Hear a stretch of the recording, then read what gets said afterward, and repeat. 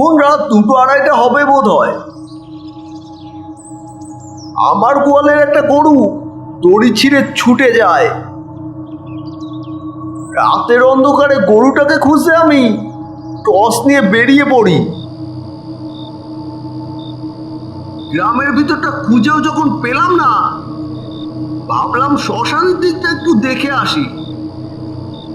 সেদিকটায় গেলাম হাঁটতে হাঁটতে। সেখানে গিয়ে আমি যা দেখলাম খুড়ো, তাতে আমার ভয়ে গা শিউরে উঠলো। ওম হ্রিং ক্লিং পট স্বাহা, ওম হ্রিং ক্লিং পট স্বাহা, ওম হ্রিং ক্লিং পট স্বাহা, ওম হ্রিং ক্লিং পট স্বাহা, একটা মরা শুয়ে আছে শ্মশানে, পট স্বাহা, ওম হ্রিং কুণ্ডলি ক্লিং চলছে পট সামনে স্বাহা, পড়ে।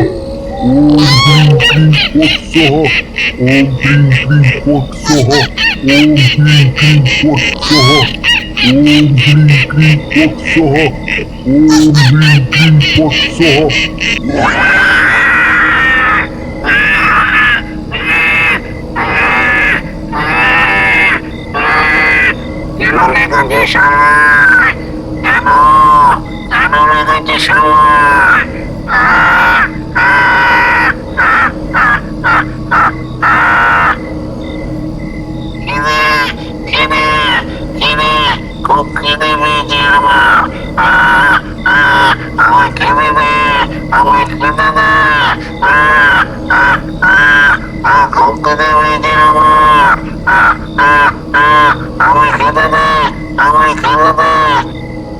আমাকে অলৌকিক ক্ষমতার অধিকারী করে দে, তাহলে আমি তোকে খেতে দেব। দে আমায় অলৌকিক ক্ষমতার অধিকারী করে। আমি অনেক ক্ষমতার অধিকারী হতে চাই, অনেক ক্ষমতার।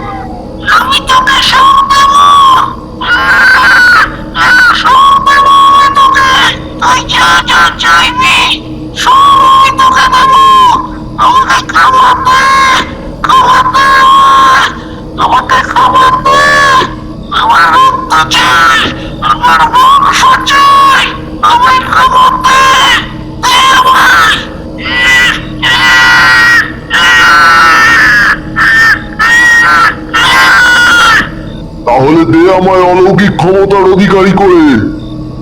আমি অনেক ক্ষমতার অধিকারী হতে চাই, অনেক ক্ষমতার।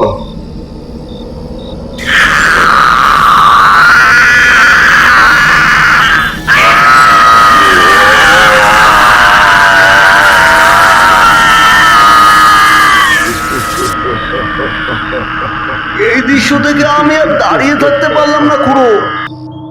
আমি ছুটে পালিয়ে এলাম সেখান থেকে। সে কি ভয়াবহ দৃশ্য খুড়ো, তুমি না দেখলে বিশ্বাস করবে না। এই কথা শুনে আমরা সবাই হতবাক হয়ে বসে রইলাম। স্বপন বলল, খুড়ো, এসব আবার হয় নাকি? মাধবদা কি দেখতে কি দেখেছে? মাধব বলল, আমি সত্যি দেখেছি রে, এসব আমার মনের ভুল নয়। হরেন বলল, সে শ্মশানে গেলেই দেখা যাবে কোথায় সেই অঘরী বাবা। চল শ্মশানে গিয়ে দেখি আমরা। তারপর আমরা সকলে মিলে আমাদের গ্রামের শ্মশানে গিয়ে আমরা উপস্থিত হলাম। আমাদের শ্মশান এমনিতে বড়ই নিঝুম। রাতের বেলায় তো দূরের কথা, দিনের বেলাতেও খুব একটা লোকজন ওদিকে আনাগোনা করে না। আমরা শ্মশানে এসে দেখলাম শ্মশানের এক চালায় সত্যি একজন অঘরী সন্ন্যাসী বসে আছে। আমরা সকলে সেখানে গেলাম। হরেন বলে উঠল, এই শ্মশানে এইসব চলবে না, তুমি যেখান থেকে এসেছো সেখানে ফিরে যাও। স্বপন বলল, আমাদের গ্রামে এইসব বুজরুকি চলে না, তুমি মানে মানে কেটে ওঠো তো, এই গ্রামে থাকা যাবে না। হ্যাঁ, নইলে আমরা তোমাকে এই গ্রাম থেকে কাঠ ধরে বের করে দেবো। আমাদের গ্রামে এইসব তন্ত্রমন্ত্র করা লোকের কোনো ঠাঁই নেই। অঘরী বাবা বলল, দেখ, আমি তোদের কোনো ক্ষতি করব না। এই জায়গাটা নির্জন বলেই আমি এখানে সাধনার স্থান করে তুলেছি। আমাকে তোরা তাড়িয়ে দিস না, তোদের ভালো হবে। আমি বললাম, এই তোরাও ওনার সাথে এরকম করিস না। উনি একজন সিদ্ধ পুরুষ, তার সাথে এমন ব্যবহার করিস না তোরা। হরেন বলল, আরে তুমি থামো তো, সিদ্ধ পুরুষ না ছাই, এ একজন ভণ্ড, একে ঘাট ধরে বের করে দে এখনই। অহরি বাবা বলল, থাম, অনেক অপমান করেছিস তোরা। আমি তোদের ক্ষতি করিনি, অথচ তোরা আমাকে এতটা অপমান করলি তো, এর ফল তোদের ভুগতে হবে। হরেন বলে উঠল, হ্যাঁ হ্যাঁ, দেখা যাবে, তুমি যাও তো বাপু এখান থেকে। শুভেন্দু বলল, আর সময় নষ্ট করো না, বেরিয়ে যাও এখান থেকে।